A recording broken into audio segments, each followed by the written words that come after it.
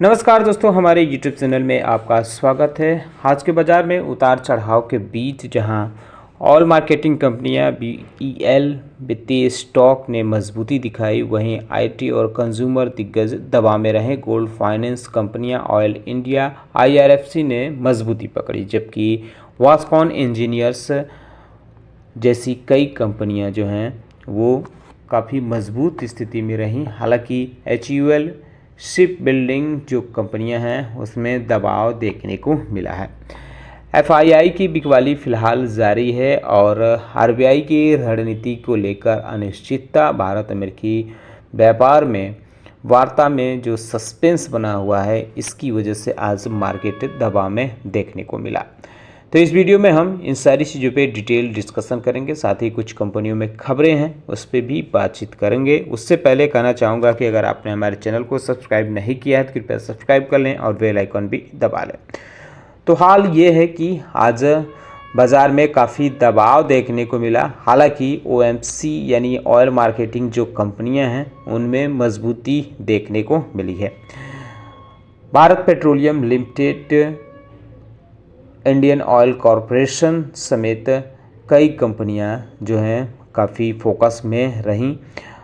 Oil minister जो हरदीप पुरी हैं, उन्होंने इन कंपनियों के वैल्यूएशन को लेकर एक टिप्पणी की है। इस पे हमने अलग से वीडियो बनाया है, आप हमारे चैनल पे विजिट करके देख सकते हैं। वहीं भारत इलेक्ट्रॉनिक्स लिमिटेड को 30,000 करोड़ रुपए का ऑर्डर मिलने की खबर आई है, जिसकी वजह से कई कंपनियां मजबूत स्थिति में रही है।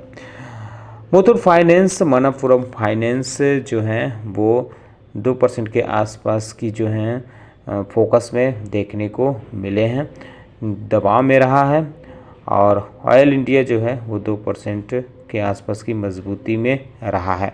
इंडियन रेलवे फाइनेंस कॉरपोरेशन भी 2% की मजबूती में रहा है। कंपनी ने 20,000 करोड़ रुपए के वर्थ के लोन एग्रीमेंट किए हैं, जिसकी वजह से कंपनी फोकस में रही है। वेस्कॉन इंजीनियरिंग जो है वो ठीक ठाक मजबूत स्थिति में देखने को मिली, 20% के आसपास की मजबूत स्थिति रही है। कंपनी ने एक MOU साइन किया है अडानी इंफ्रा के साथ। प्रोजेक्टिंग के लिए 30% एनुअल रेवेन्यू बूस्टअप की उम्मीद है। प्रदीप फॉस्फेट्स में भी मजबूती देखने को मिली है। कंपनी अपना जो ओडिशा में एसिड प्लांट है उसको पूरा कर लिया है। वॉकहार्ट में मजबूत स्थिति देखने को मिली। यूनाइटेड स्टेट ने एग्जेप्ट किया है कंपनी को ट्रेड पार्टनर्स फार्मा की वजह से। टैरिफ जो लगाया गया है उससे, इस वजह से आज ये कंपनी भी फोकस में रही है। शिप बिल्डिंग कंपनियाँ जो हैं वो भी जो है आज फोकस में देखने को मिली है। खास करके garden rich ship builders engineer जैसी कंपनियां 4% के आसपास की कमज़ोर रही हैं। Axis bank, Maruti Suzuki, Adani enterprises, Kotak Mahindra bank और लार्सन एंड टर्बो जैसी कंपनियां जो हैं फोकस में रही हैं।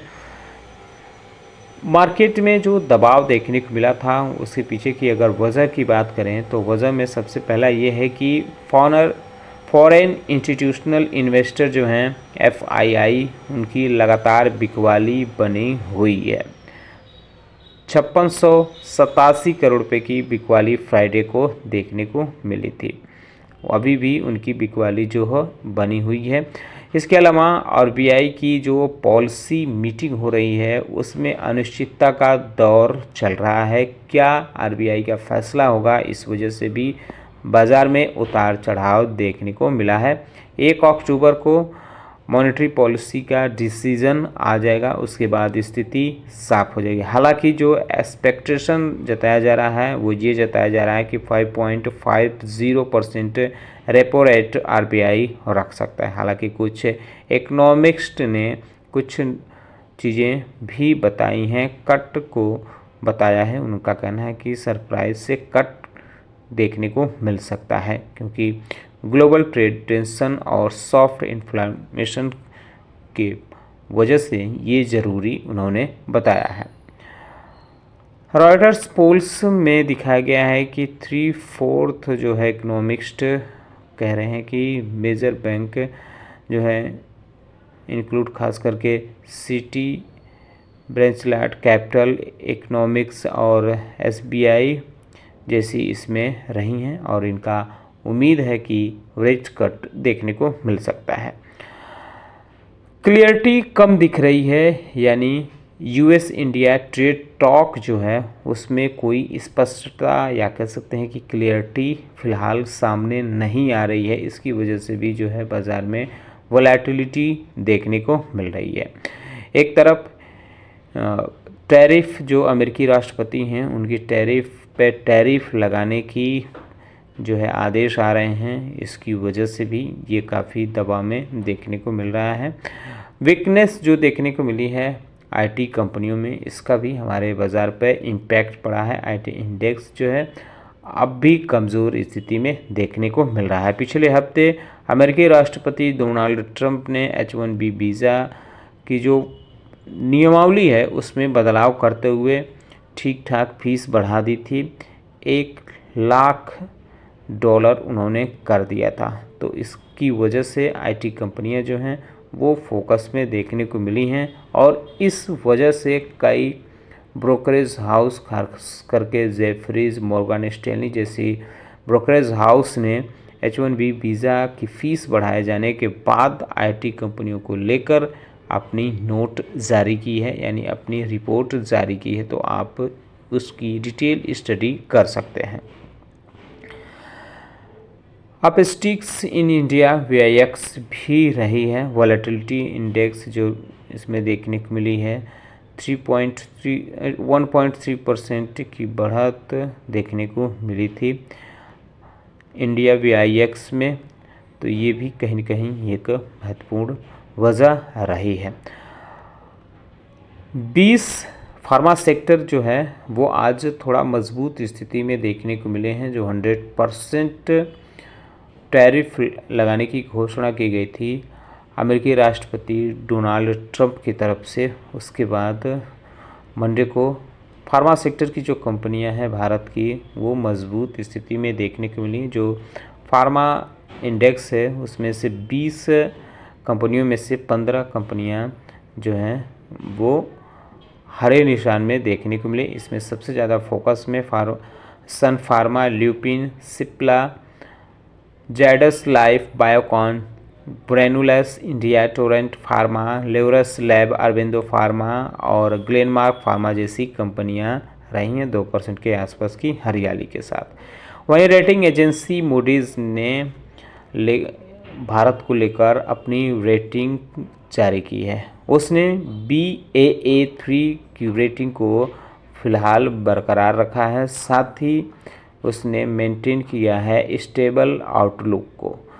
मूडीज़ का कहना है कि जो भारत में टैरिफ लगाया गया है उससे मैन्युफैक्चरिंग इन्वेस्टमेंट पे जो है अच्छा खासा असर देखने को मिल सकता है। तो ये महत्वपूर्ण अपडेट इनकी तरफ से जारी की गई है। हिंदुस्तान यूनिलीवर ने कहा है कि उसका जो flat to low sale growth देखने को मिल सकती है, क्योंकि इस पे GST का इम्पैक्ट देखने को मिलेगा। PG इलेक्ट्रोप्लास्ट लिमिटेड के बारे में बात करते हैं तो आज कंपनी काफ़ी फोकस में रही है। 1.5% के आसपास की जो इसकी शुरुआत हरियाली के साथ देखने को मिली है। दरअसल कंपनी ने 50 एकड़ लैंड पार्सल श्री सिटी जो आंध्र प्रदेश में है एक्वायर किया है और उसका प्लान है कि वो 1000 करोड़ रुपए इन्वेस्ट करे ताकि state of the art integrated manufacturing campus develop किया जाए। ये डेवलपमेंट 5 साल में होना है। अहलुवालिया कॉन्ट्रैक्ट्स लिमिटेड के बारे में बात करें तो इसमें भी एक अपडेट देखने को मिला है। कंपनी के 46th एनुअल जनरल मीटिंग यानी AGM देखने को मिली है, जिसमें डिविडेंड पर मुहर लगते हुए देखने को मिली है। 0.60 रुपीज़ पर इक्विटी कंपनी डिविडेंड देगी। ये फाइनेंशियल ईयर 2024-25 के लिए डिक्लेयर हुआ है। तो ये और भी कई महत्वपूर्ण इसमें से बदलाव देखने को मिले हैं। कार्लस बैग लिमिटेड के बारे में बात करें तो कंपनी की तरफ से कहना है कि वो 1250 करोड़ रुपए फूड प्रोसेसिंग सेक्टर में इन्वेस्ट करेगा जो भारत का होगा और प्रायोरिटी ग्रोथ मार्केट में ये जो रहेगी ये दानिश ग्रुप रहेगी। मोतीलाल ओसवाल की तरफ से कुछ रिपोर्ट जारी की गई है जिसमें कई कंपनियों को कवर किया गया है। हिंदुस्तान यूनिलीवर्स, कल्याण ज्वेलर्स, बीएन गैगिल जैसी कंपनियां इसमें शामिल की गई हैं। इसमें टाइटन कंपनी भी शामिल है। अब बात करते हैं आखिरी कंपनी जोमेटो यानी इटर्नल लिमिटेड के बारे में। तो 1% के आसपास की कंपनी में हरियाली देखने को मिली।